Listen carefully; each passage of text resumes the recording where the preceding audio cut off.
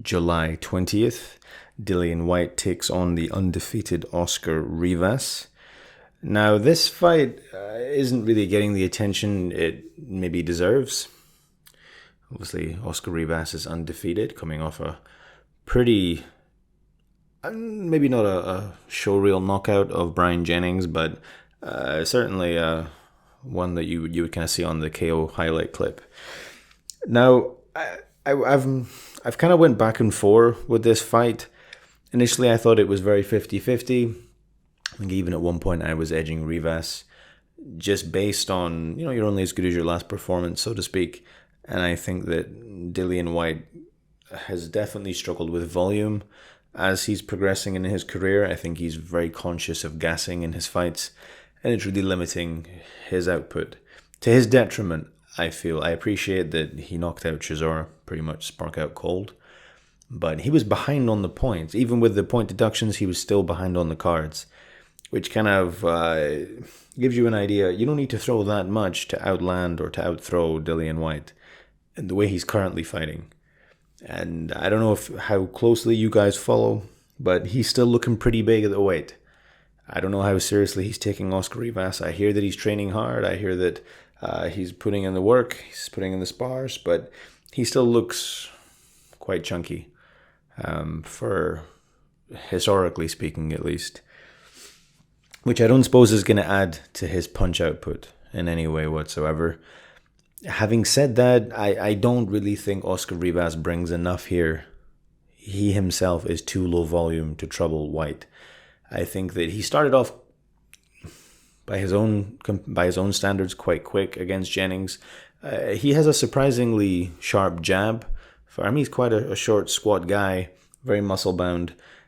I guess comparisons to his physique could be maybe made to Mike Tyson.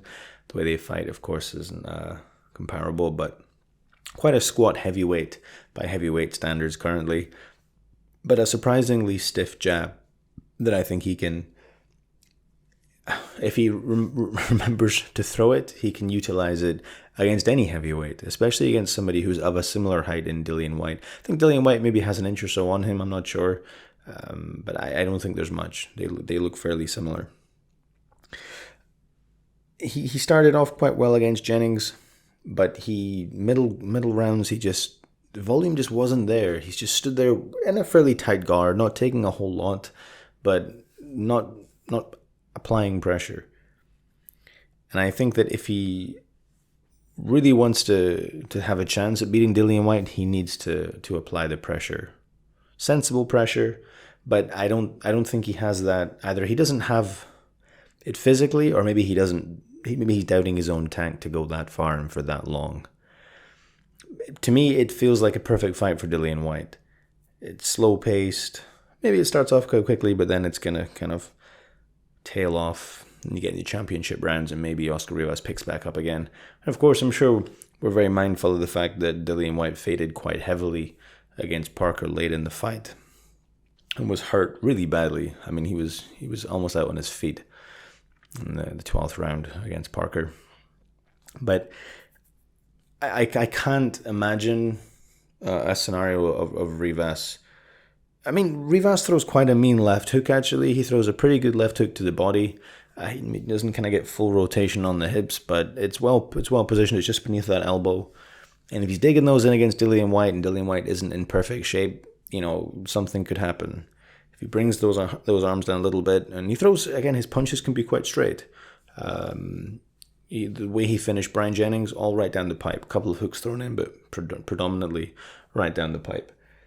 I'm curious to see how the fight pans out. If you put a gun to my head and said who's going to win, I'm going to say Dillian Whyte. Dillian Whyte could even knock him out. There isn't a whole lot of head movement from Rivas. It seems that when Rivas defaults to low volume, then he has more head movement. Like he's almost conscious that he's not throwing anything, so he'll kind of bob and weave a little bit. But while he's throwing, I think defense is definitely a secondary consideration for Rivas. And I think with Dillian Whyte's left hook, he could... I mean, I haven't really seen Rivas hurt, to be honest. It's quite difficult to find footage on this guy seen his highlight knockout reels all against kind of big tomato cans, as we say, taxi drivers. There weren't many credible knockouts, or at least not credible names. Jennings obviously has his best skill by a very long way. And even then, I think he was a considerable underdog against Jennings. And I do wonder if the Jennings fight is kind of, as Dwyer would say, knockouts give amnesia. He was behind against Jennings, and once his kind of early kind of maybe 2/5 through the fight, once that burst was over, through the 2/5 stage, 3/5, 4/5, and the very final round, he came on. But between kind of 3 and 4/5, he wasn't doing a whole lot. And for somebody like Dillian Whyte, who does carry significant power in that left hand, I think that would be perfect for him. Slow paced, allowed to kind of meander around, keep Oscar Rivas turning, keep him moving. And that's something that Dillian Whyte has definitely improved upon, that ability to move, to box and to move. He's kind of gravitated away from this kind of bully type fighter and really evolved into a proper boxer puncher. And I think that Rivas, Rivas could come out and he's trained. I think it was Hatman that had said he could do with maybe losing 10 pounds of muscle or so. And I completely agree with that. I think he's carrying an unnecessarily large amount of muscle. Better if it was a bit leaner, a bit lighter, carrying less weight, and he was able to up the punch volume a bit more. But he could, maybe he's changed his approach to training. He's trained harder, and he might come out and he's real volume. I know Derek Chisora isn't real volume, or at least not sustained volume, but when he lets his hands go, he lets them go. And when Derek Chisora gets even the slightest sniff that you're hurt, he'll be on you like a piranha. And again, credit where credit's due. Rivas finished Jennings very, very well. So if he, and Dillian Whyte, again, I don't really necessarily rate Dillian Whyte's chin, certainly not maybe in the top 10 of the heavyweights. I'm not saying that he has a terrible chin, but I think it's one of his weaker attributes of his overall game. And I said Rivas does seem to carry power, but I don't know if he's, it's all about variance. The more you throw, the more likely you are to knock somebody out, right? If you're just sitting around waiting for, a 1-2, that likelihood is going to drop. It's going to be a good fight, I think, as long as it isn't too low volume. I think that Dillian Whyte will just keep him behind the jab, keep him working. Whenever he steps in, he'll make him pay and probably tie him up. I'm hoping it's an entertaining fight. It's a clean fight, but I'm weighing towards Dillian Whyte. I'm not ruling out. I wouldn't be surprised if Rivas knocked Dillian Whyte out. I wouldn't be surprised if he was able to outwork him, but I think it's unlikely. I think it's more likely that Dillian Whyte boxes to a decision, maybe a fairly wide decision, and people are like, oh wow, we handled Rivas much better than was expected.